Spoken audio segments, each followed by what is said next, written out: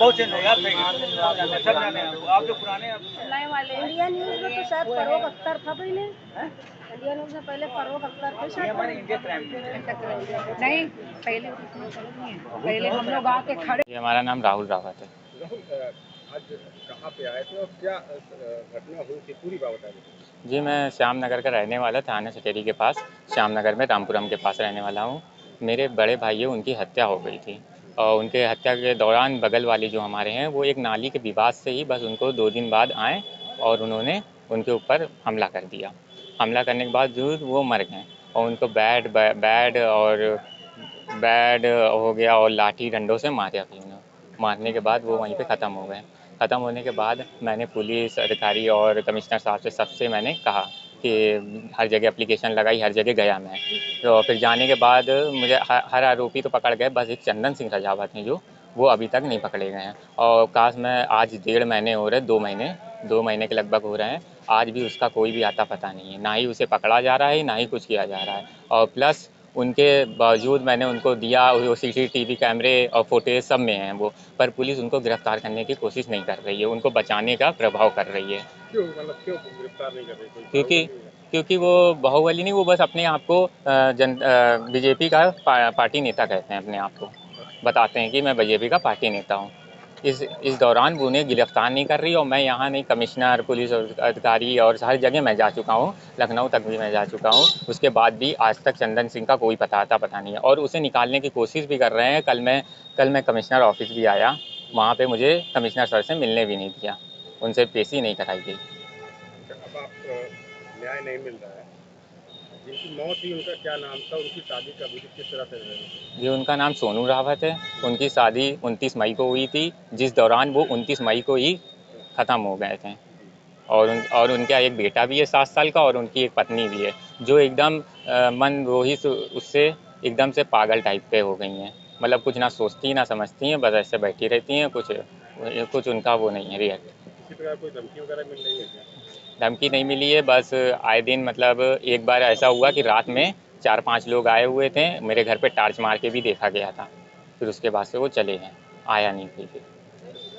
क्या गुजारिश करना चाहते हैं? जी, मैं यही गुजारिश करना चाहूँगा, जब तक चंदन सिंह राजावत, मेन मुद्दा वही है, वही उन्होंने भी मारा है मेरे भाई को बैडों से और मेरे भी बैट पड़ा हुआ है और उसके बाद दौरान मुझे भी चोट आई है, मेरा भी सर फटा हुआ है। मैं यही चाहूँगा कि चंदन सिंह राजावत को चाहे जहाँ भी हो, कुछ भी हो, उन्हें पुलिस पकड़े और हमें न्याय दिलाए। ये जो फरियादी है, क्या समस्या है, क्यों कार्रवाई नहीं हो पा रही है? ऐसा है, 27/5/2024 को इनके भाई सोनू रावत की हत्या हो गई है और जिन लोगों ने इनके भाई की हत्या की है उसमें से 4-5 लोग गिरफ्तार हुए हैं जब इनके द्वारा खूब पैरवी की गई। अब उनमें से एक चंदन सिंह है। ये जानकारी में आया है कि वो भारतीय जनता पार्टी के कुछ पदाधिकारियों के शरण में रहते हैं और उनके द्वारा इनकी पैरवी की जा रही है। इनका ये कहना है कि जब घटना कारित हुई थी उस समय चंदन सिंह मौके पर बल्ला चला रहे थे और खूब जोरों से बल्ले के द्वारा इनके भाई को मारा। स्वयं ये भी इंजर्ड हुआ, चंदन सिंह ने इनको भी मारा। तो मेरा ये कहना है कि जब चंदन सिंह ने एक इंजर्ड व्यक्ति को मारा, उसको चोटें आईं और ये हर जगह आला अधिकारियों को बयान दे रहा है, तो उसकी गिरफ्तारी तत्काल होनी चाहिए। थाने जाते हैं तो थाने से इनको ये कहकर भगा दिया जाता है कि कार्रवाई हो रही है।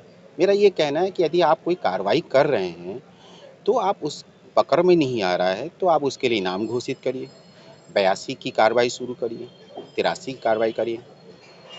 इससे समझ में आता कि हाँ पुलिस कार्रवाई कर रही है, लेकिन पुलिस जो है केवल ओरल बात बता रही है और इनकी कोई मदद नहीं करी, उनको बचाने में लगी।